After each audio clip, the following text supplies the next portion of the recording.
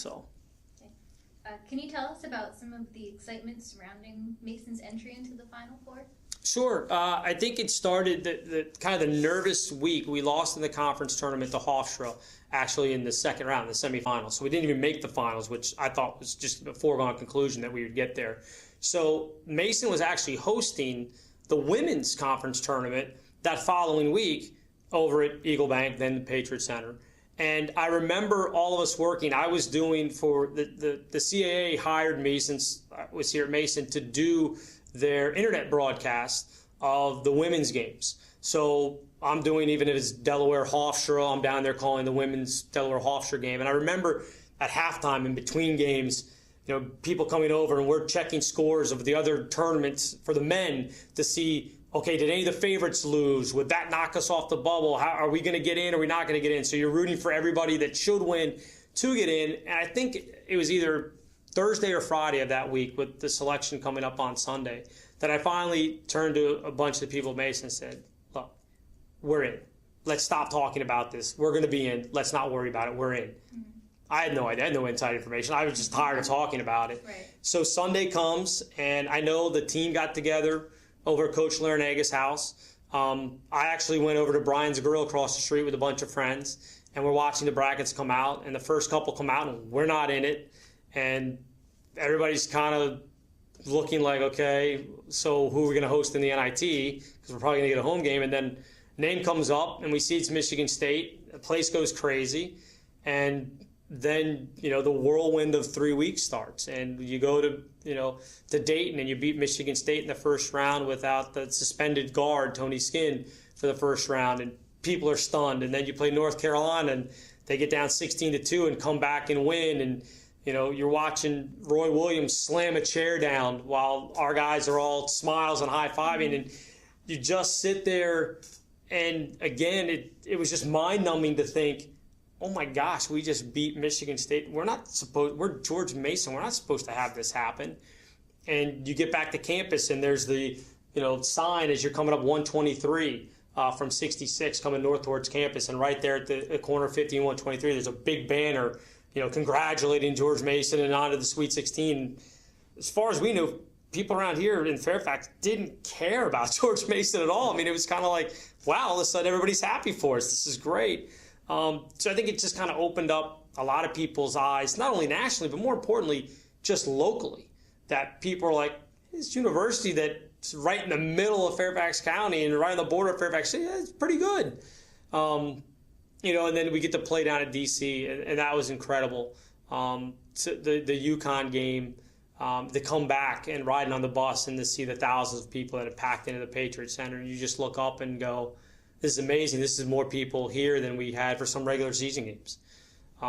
So it was just, everybody's told the stories. Everybody's talked about it. It was just amazing. For 3 weeks, that's all you could say over and over again was how amazing it was. And that week after we beat UConn, and we left, I want to say on a Thursday to go to Indianapolis. So from Monday to Thursday, of course, Coach Larinaga is doing all sorts of interviews. The assistant coaches are doing interviews. They got so many requests that they actually ended up calling me into the sports information department, and we sat down with a grid and said, okay, Monday at 10 o'clock, you're going to be on at this station. At 11, it's this station. At 11:30, you're going to be on here. And there were so many requests that you literally had to have a spreadsheet, or you wouldn't know what city you were talking to at what time. And my phone's going crazy, and literally hang up, and then you pick up another call. It was as whirlwind as you can get, but the benefits that they reaped from that 3 weeks, still resonates today. It was amazing. There's no real word to use other than amazing and incredible. It was just probably the most fun I've had covering a team at any point. And there have been a lot of other teams that were really good and a lot of fun to be around, but those guys were just great because the players were part of this campus, that they didn't walk across school with headphones in and their hoodies up because Coach Larinaga wouldn't let them. So they would try to get across campus, and in December of that year, they could do it. They'd be able to walk across campus, and people would say hi to them or whatever. Then in March, when they started winning, it would take them 20, 30 minutes because people wanted to stop and talk to them. People wanted to take pictures with them. People just wanted to shake their hand and thank them. They even had professors. You know, they said that some of the guys said the weirdest thing that ever had happened is they'd walk in and the professor would say, thank you for playing a basketball game. But that's what it meant to the university. That's what it meant to the university community. Mm-hmm. So. Do you have any personal stories to share about traveling with the team or? Yeah, I mean, traveling, it was just always, I guess in Indianapolis, it didn't really hit me. I mean, I realized that I grew up watching the NCAA basketball tournament from the time I was a little kid. I mean, March Madness has always been one of my favorite things to watch on television.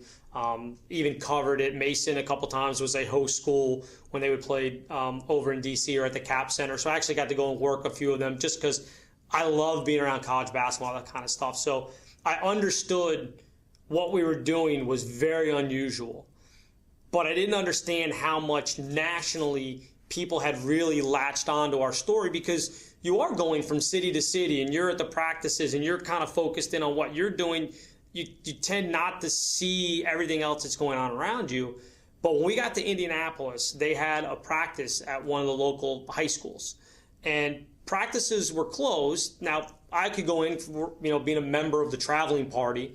So we would go in and there'd be, administrators there and everything else. And I remember we walked out after one of the first practices, and there must have been 75 media members waiting for the guys to come out before they got on the bus to take us back to the hotel. And I was stunned because I'd never seen this type of crush of people out of practice. At the NCAA games, you expect it. They're covering the games. They're supposed to, 200 people, no big deal. But I'm standing there next to a reporter from, I think it was the New York Post, that I just happened to end up standing next to, and was talking to him. And I said, is everybody, and LSU and Florida and UCLA, I said, do you guys have somebody at every practice? I said, that must be so expensive to send 4 reporters. And he laughed and he goes, everyone's here for you. He's like, the only people that are covering those other schools are the ones from their local papers and their TV and radio stations. He goes, everybody, you guys are the story, because everybody wants to talk to you guys. Nobody cares about UCLA right now because you're the story. And that's when it kind of hit me that, oh my gosh, this thing is way bigger than I ever thought it would be. So that was kind of the first time it was the rock star, you guys are it type thing.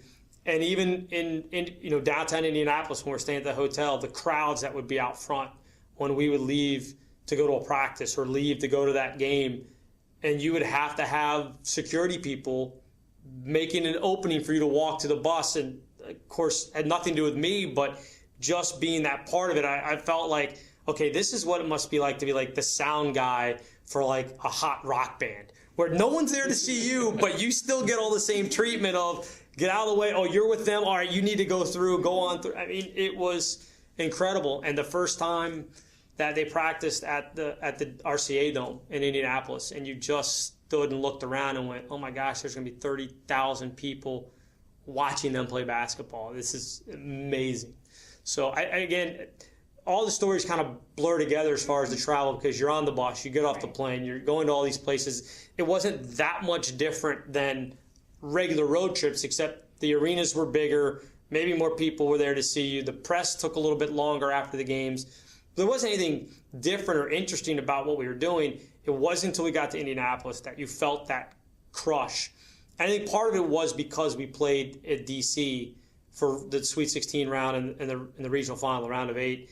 We were in a hotel in Arlington, so it was no big deal. My friends came and had a couple of drinks with me at the hotel bar that we were staying in. It was no big deal. I saw them there. But when you got to Indy, it's a whole different world at that point.